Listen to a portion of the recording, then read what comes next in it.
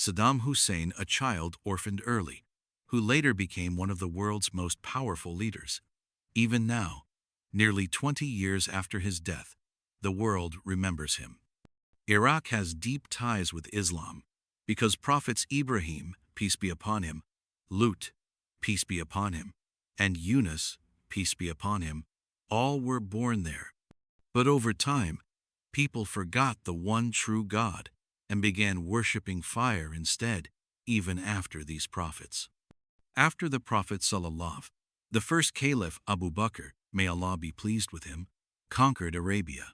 He ordered his general Khalid ibn al-Walid to first conquer Iraq, and Khalid did exactly that. From then on, for the next 1,300 years, no one could take Iraq away from Muslims. But around 100 years ago, while under Ottoman rule, World War I began, and the British Empire seized Iraq from the Muslims. They installed a puppet king, not only in Iraq, but across the Arab world. Most such kings remain in power today, but Iraq's king failed to govern. He was soon overthrown, plunging the country into turmoil. Leaders changed rapidly.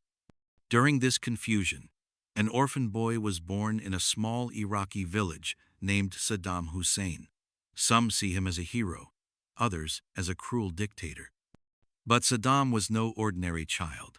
His father died before he was born, and when his mother learned he would be born, she tried to commit suicide.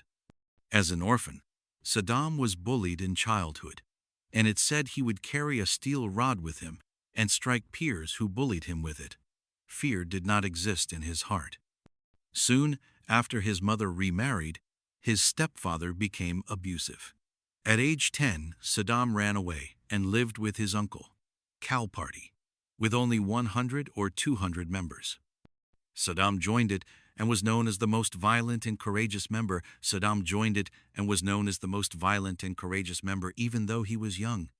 When the party, with CIA support, plotted to assassinate the Iraqi prime minister, they picked Saddam, just 24 years old, for the mission.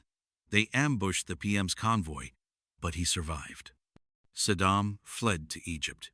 Though the mission failed, his bravery impressed powerful figures, including the CIA, who began grooming him as Iraq's future leader.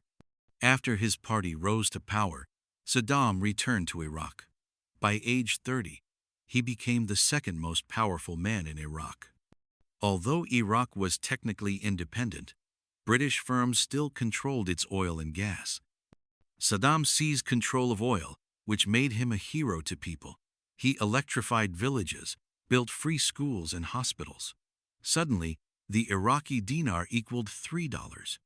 When Israel fought the Arab nations in 1973, supported by the U.S., oil prices spiked fourfold. Saddam used this windfall to modernize Iraq and strengthen the army. Inspired by the Hollywood film The Godfather, he adopted its style, clothing, hats, cigars, and transformed into Iraq's most powerful figure, surpassing even the president. 6 days into presidency, he convened his party's meeting and accused a conspiracy against him. Calmly lighting a cigar, he named 68 people he alleged were conspirators. Some fled, others were jailed or executed. His rule began in fear. But his first major mistake was attacking Iran's supreme leader, Ayatollah Khomeini, in 1979. Khomeini's revolution deeply threatened Arab monarchies. Supported by the U.S. and Arab kings, Saddam invaded Iran but failed to defeat Khomeini. After heavy casualties, Iraq signed ceasefire. About 1 million Muslims died. Only China and Israel profited by selling arms to both sides. After the war, Iraqi economy recovered, and Saddam regained power. Arab nations asked him to repay billions in war loans. Saddam refused, arguing the war was theirs, not his personal idea. Arab monarchies, especially the Kuwaiti emir, began opposing him. Kuwait increased oil production to hurt Iraq's economy. Angered, Saddam invaded Kuwait at 2 a.m. in 1990. Kuwait fell within 2 days. The royal family fled, except Prince Fahad, who was executed by Saddam's forces. Now, Saddam was the most powerful leader in the Arab world, but the invasion was his gravest error. The U.S. had warned him at a prior meeting that they had no stake in an Arab war, but that warning was a trap. The U.S. convinced Saudi Arabia to host bases under threat of Iraqi expansion. Saudis agreed, though their people, including Osama bin Laden, strongly opposed it. When Saddam refused to withdraw from Kuwait, the U.S. led coalition forces and liberated Kuwait within 1 month. As Iraqi forces retreated, Saddam launched missiles at Israel, about 40 missiles, hoping to rally Arab support. But Israel, the U.S., and Saudi Arabia realized Saddam had to go. He responded by abruptly adopting Islamist rhetoric, banning alcohol, mandating Quran classes, writing the Quran in his own blood. He claimed this would protect him from the U.S. and regain popular support. But U.S. sanctions choked off Iraq's economy. People faced shortages, hunger, and desperation. Then 2 of his top generals fled abroad and declared Saddam a brutal dictator bent on obtaining nuclear weapons. One general was even his son-in-law. Saddam sent them a pardon offer if they brought their wives back. They complied and were executed on their return. It's later revealed his own son Uday killed them.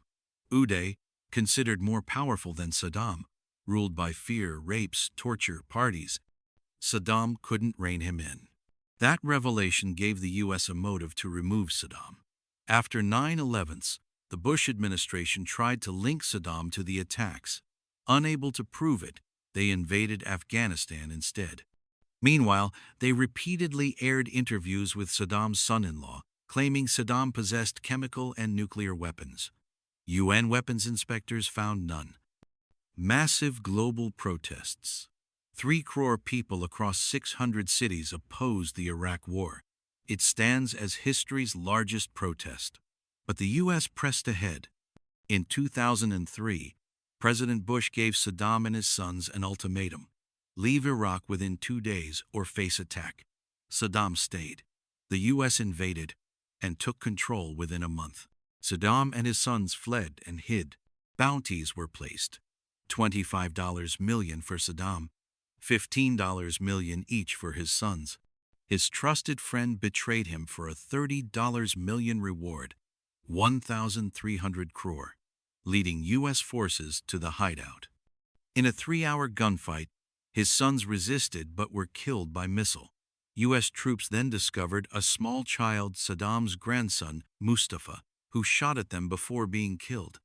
When Saddam heard of his sons' deaths, he asked whether they surrendered or died fighting. They died fighting. He thanked Allah for giving him brave sons. He addressed Iraq on radio, proud of them. U.S. forces continued searching until his old friend pointed them to a tunnel beneath a rundown hut. Saddam emerged in a tight, dark tunnel, thin, bearded, older, and surrendered. He was held prisoner, then brought before Iraqi court cameras. He appeared frail and white-bearded but refused to reveal his name. "The world knows who I am." He disrespected the judges as U.S. agents, satirized proceedings, sometimes boycotted sessions or asked everyone to pray. With these actions, he regained some admiration and became a hero to some until he was sentenced to death in 2006. Upon hearing the sentence, Saddam did not cry. He chanted anti-Israel and anti-America slogans and shouted for Muslim rights. He requested to be shot like a soldier but was denied. Instead, he was hanged publicly a few days later. Video clips remain on YouTube, but cannot be shown here. After his removal, the U.S. expected peace in Iraq, but chaos followed. Mass killings, Sunni, Shia divisions, and disbanding Saddam's army suddenly left millions armed yet unemployed. Many joined insurgencies, ultimately forming groups, among them ISIS.